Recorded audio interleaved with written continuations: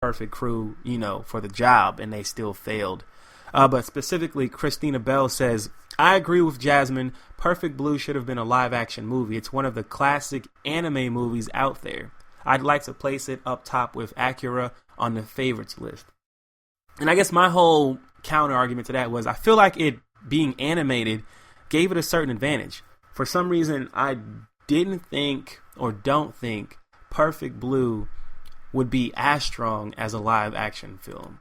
I think there would be some things that would have gotten tweaked just for the live action thing. There are a couple scenes I can think of that would not have been as effective, especially the scenes where I guess the perception is changed and the camera angles are kind of there and things are repeating themselves.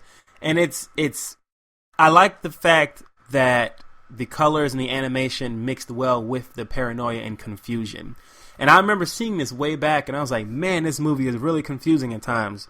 And I thought to myself after rewatching it, we're supposed to be confused. Satoshi Kon and the crew, they want you to be disoriented. They want you to be uncomfortable with what you're seeing on screen. They want you to be off balance and, kind of, shaking your head like, whoa, what's going on here? And they do a really good job of that and kind of putting us right beside Mima in trying to piece this thing together while we're looking over our shoulder. And I think they did a really solid job of that. And I've seen that done well in live action, but Hollywood in general, or I should say Hollywood specifically, tends to phone this sort of movie in, because these are a dime a dozen. The thriller, starring somebody who's lost their memory. That you see that quite often.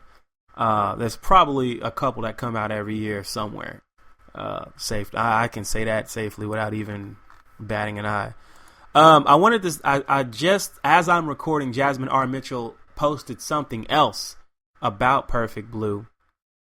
And I wanted to read what she posted. I'm trying to scroll down. This is Screen Visions Radio. I'm Desmond Childs talking about Perfect Blue and your thoughts. And Jasmine R. Mitchell says, animated, it has that psychological feel with the ending, but it can be pulled off with enough money and CGI. Yeah, I guess. But tell me if this sounds weird. It's real to me. It is more impressive when you spend.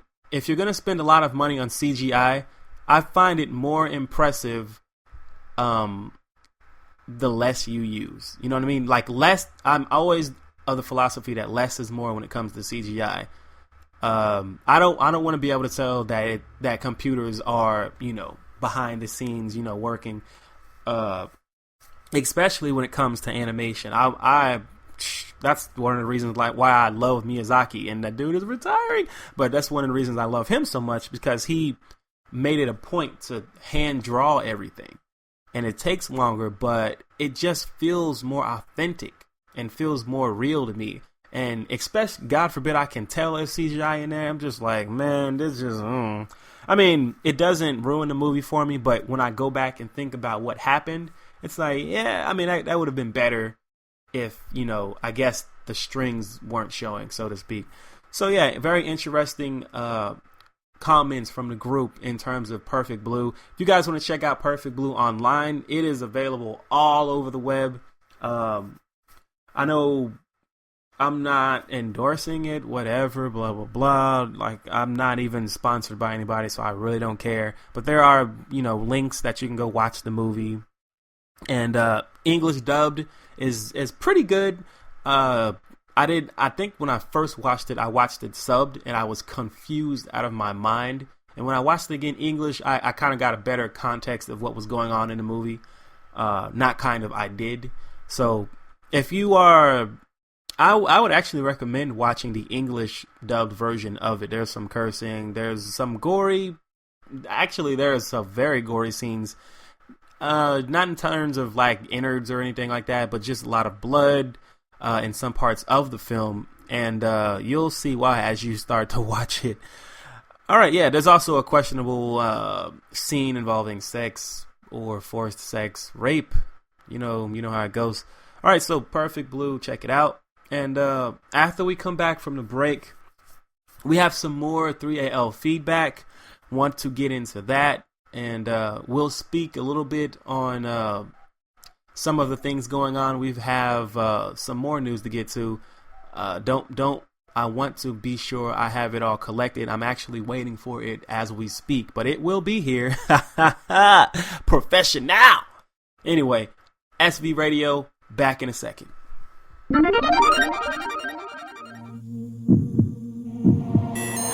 가만한 게 끈적한 밤 아무것도 보이지 않는 dark night 손에 닿은 걸 잡지만 그건 나를 죄어온 그것에 무게 미친 존재감 I'm out of my mind 바라탕 밑다 들이쉬는 그 숨과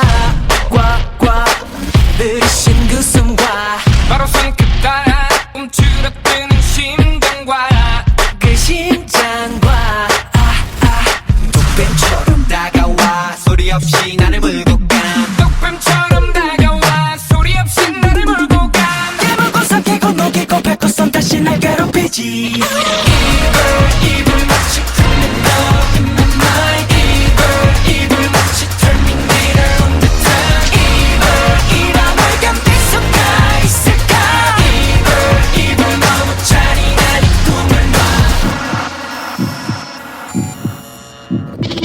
시간 단위 더욱 재촉해버린 소음과 재촉한 소음과 마른 입술 더욱 갈라져버린 껍질과 똑바로 떠 정신을 차려 위험해 눈은 똑바로 떠 정신을 차려 위험해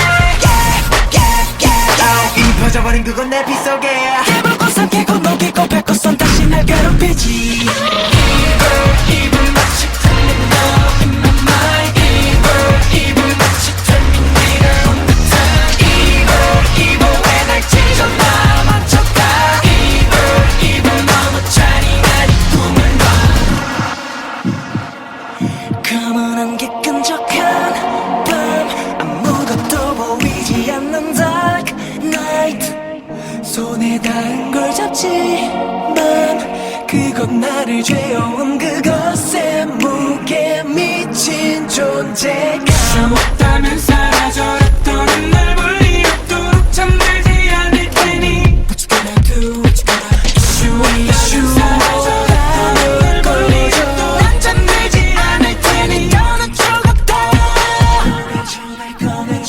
꺼내줘 입을 마치 Criminal in my mind 입을 마치 Terminator on the time 입을 왜 날 찢어놔 망쳐가 입을 너무 잔인한 이 꿈을 놔 너무 잔인한 이 꿈을 놔 입을 마치 Criminal in my mind 입을 마치 Terminator on the time 이 밤을 견딜 수가 있을까 입을 너무 잔인한 이 꿈을 놔 나를 또 재워오는 이 밴드 잠들지 않아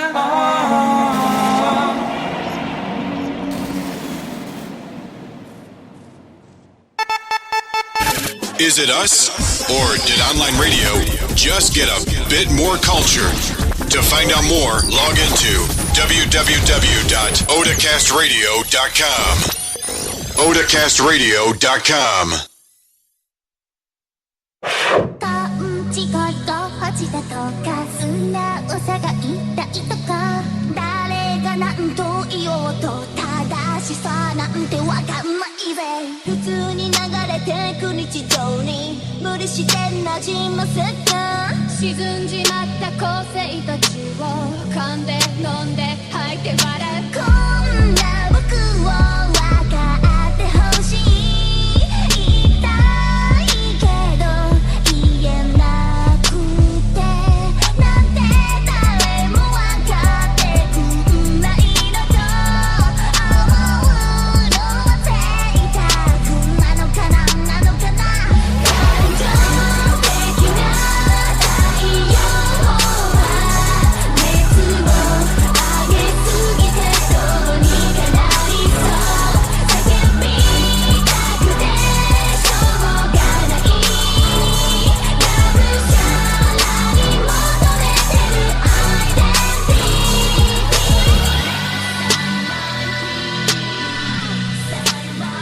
OTAKAST radio.com. I'm Desmond Childs, and this is Screen Visions Radio. Getting into 3AL and the feedback, the questions, the comments, the ideas. What inspires you? A lot of things. 3AL has a lot of good ideas sometimes. Sometimes they don't. I asked them the question number 3, starting off at 3. What you gonna do about it? Got something to say? Alright, so I asked the group, you've been given $550 million, but you've been forced to invest it all in developing new anime series. That is a bummer. That is a lot of money to invest in only cartoons. I feel like you'd be weeping. What are a few manga that you think deserve to be anime series? Are there any old anime shows that you would do over? And the first response by Monique Wanamaker, The Ring. It did a great job as a live action movie. Is The Ring a manga? I don't know if it is or not. That's fine. Ryan Kosar said, I'd invest in a continuation of Dr. Slump. Adam Buford said, I'm going to make a chess anime. Them Japanese can make any game sport look super extreme. I agree, that is a good point. Chris Elliott said Berserk, the manga version, even though it is not complete. Trey Laidback Jones said Air Gear, Kenichi World's Mightiest Disciple, and Chrome's Shelled Regos, whatever that says. Chris came back and said, I would do a darker, bloody Naruto with a different plot direction.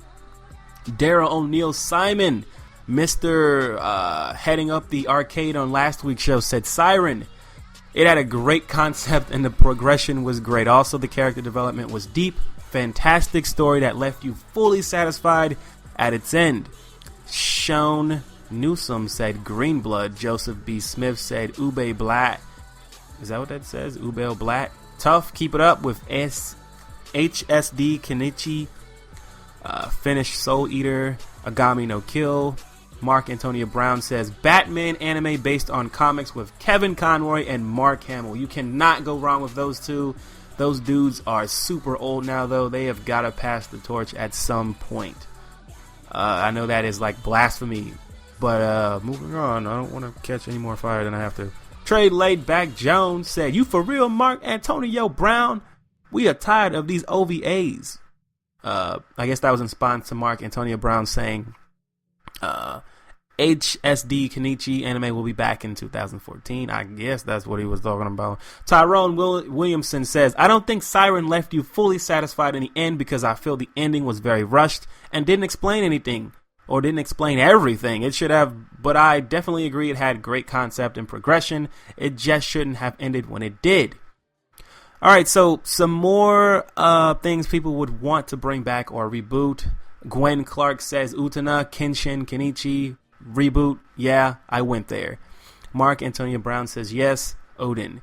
Ryan Kosar says don't play with me, I'm excited as hell. Let me go ahead and move down to actual answers. Daryl O'Neal Simon says LOL, I could do for a good Yu Yu Hakusho revamp. Phelan Garner says finish, continue a lot of the incompletes that I love. Top of the list would be Shonen Anumujula and D Gray Man. I have no closure at all for these shows, and I am so sorry I mispronounced that. I kind of tried. Beelzebub and Tower of God from Cammie Crawford is another one that is mentioned. Alright, so moving on to some of the other questions that I asked the group.